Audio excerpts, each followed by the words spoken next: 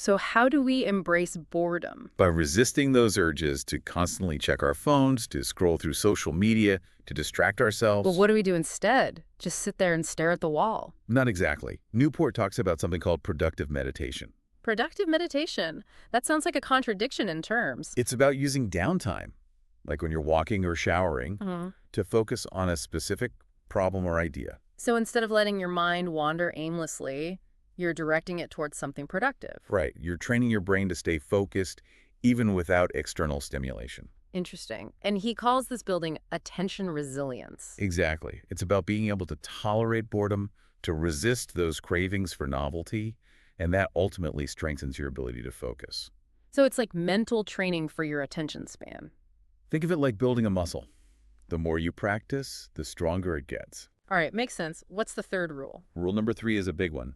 Quit social media. Or at least be really selective about it. Exactly. Newport challenges this idea that social media is a necessary part of life. Which is a hard one to swallow for a lot of people. I know. But he presents a really interesting framework for deciding what tools are worth using. What's that? He calls it the craftsman approach to tool selection. Sounds fancy. It's about identifying the core factors that contribute to your success and happiness. Okay, so like what's truly important to you? Right. And then you only adopt a tool, like a social media platform, if its benefits outweigh its downsides. So you have to weigh the pros and cons carefully, not just blindly follow the crowd. Exactly. He even suggests doing a 30-day social media detox to see what you actually miss. That's a good idea. Sometimes you don't realize how much time you're wasting until you step away. And he stresses that it's not just about work, it's about protecting your leisure time, too. Filling it with things that recharge you, not just more screen time. Right. Because if you're constantly stimulated, you'll never have the energy for deep work. Makes sense. Okay, last rule. What is it? Rule number 4 is drain the shallows. Meaning Minimizing the amount of time you spend on shallow work. the busy work, the emails, the meetings. Exactly. Because all that shallow work drains your energy and leaves you with less time and focus for deep work. So how do we drain the shallows? Newport has a bunch of strategies.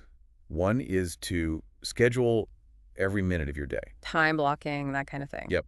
You allocate specific slots for deep work and for shallow work. So you're not constantly switching back and forth, wasting mental energy. Another strategy is to quantify depth. Track how much time you're actually spending on deep work versus shallow work. Exactly. Because what gets measured gets managed. Right? And seeing those numbers can be really eye-opening. He even suggests talking to your boss about a shallow work budget. Like setting clear expectations for how much time you should be spending on those less demanding tasks.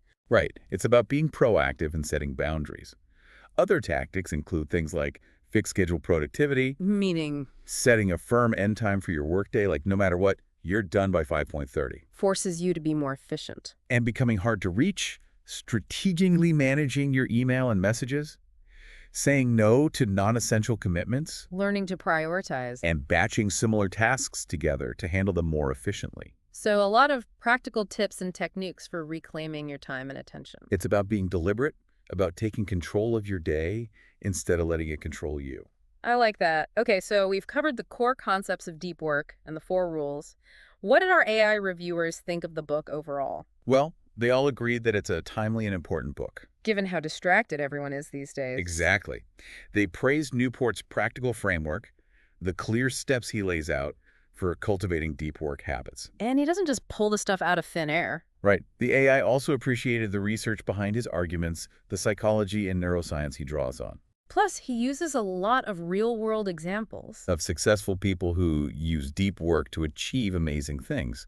So inspiring stories that show it can be done.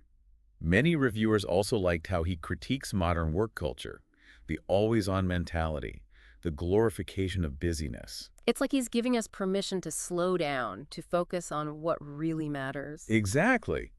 But of course, there were some criticisms, too. As with any book, right? No one agrees on everything.